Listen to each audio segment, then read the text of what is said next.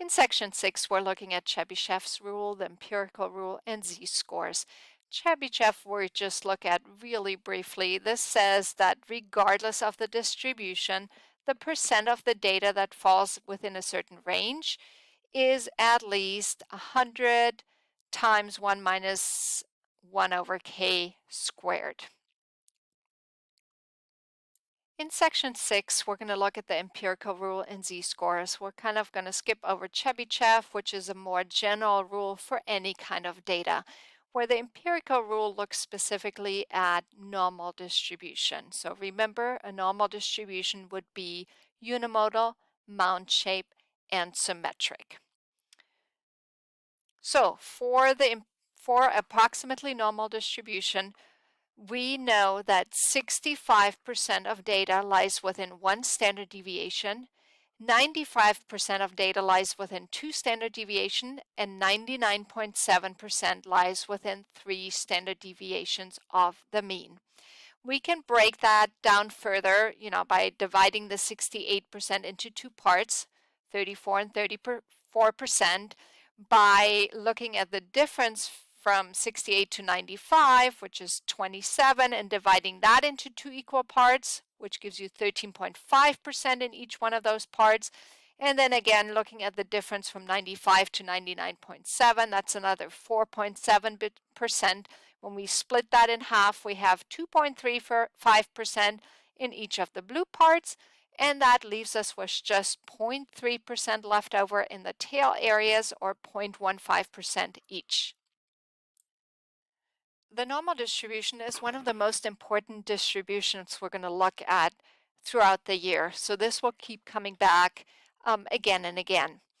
Moreover, we can see that most of our data, remember 95%, is located within 2 standard deviations of the mean. We call those our ordinary or usual values. So kind of write that middle section over here. 5% of our values fall outside that range, and we call those unusual values. So if a value is more than 2 standard deviations from the mean, we call it unusual. If it's within 2 standard deviations of the mean, we're going to call it usual or ordinary values. So let's look at an example of when we could use the empirical rule. Over here, the weights of adorable fluffy kittens are normally distributed with a mean of 3.6 pounds and a standard deviation of 0.4 pounds. Draw the curve representing this distribution using empirical rules. All right, so we're going to draw the curve. We're going to label our mean, which, by the way, for a normal distribution is equal to the median. Right the midpoint over here, we have symmetric distribution. And we have a standard deviation of 0.4 pounds. So we are going to draw 3 tick marks on the right, 3 tick marks on the left, indicating 1 standard deviations above the mean. So adding 0.4 to 3.6 gives us 4. Then we have 4.4 and 4.8. When we're subtracting it, taking away 0.4 pounds, we end up with 3.2, 2.8, and 2.4 pounds. Now we know that 68% of our data is within 1 standard deviation, or we can look at 34% and 34%. Then we said 95% of our data is within 2 standard deviations, and that gives us another 17% or 13% on each side, 13.5% on each side.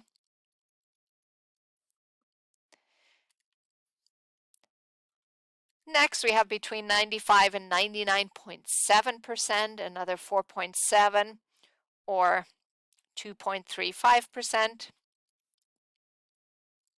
And then we said we have the top 0.3%, again split into 2 parts, is 0.15%.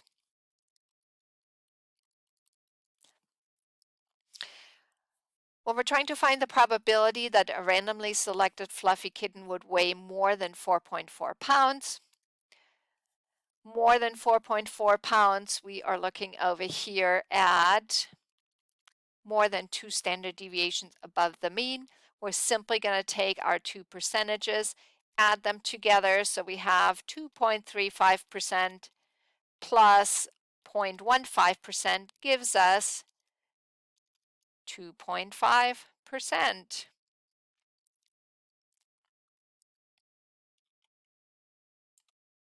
And here's one last exercise to look at. It says the scores of a standardized English placement test are normally distributed with a mean of 100. Again, mean is right in the middle for a normal distribution.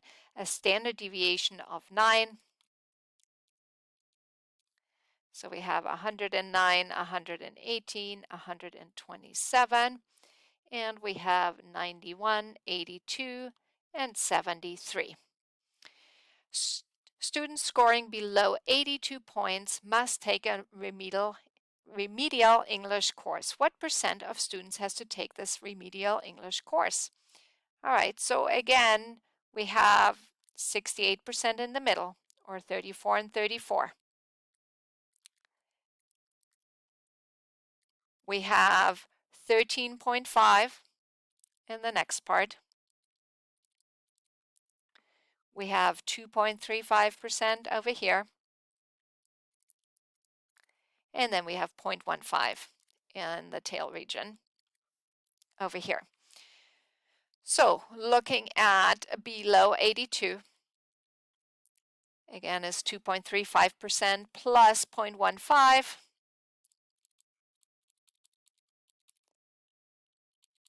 That's 2.5%. Approximately what percentage of placement tests will fall between 82 and 109? All right, so we are looking at 2 standard deviations below the mean, but 1 standard deviation above the mean over here. So we have the middle 35, 34, and 34s. So that's middle 68% plus 13.5% over on the left side. That gives us a total of 81.5%. And the last part of the question is asking for the top 16% of students will be placed in an honors English class, and we want to know what kind of score do you have to get into honors English over here. So this is kind of an opposite type of question over here.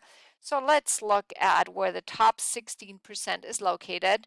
We have 13.5% and then another 2.5% over here, which ends up being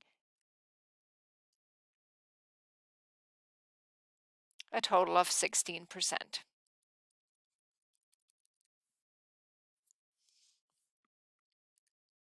So in order to be placed into honors English, you need a score of at least 109.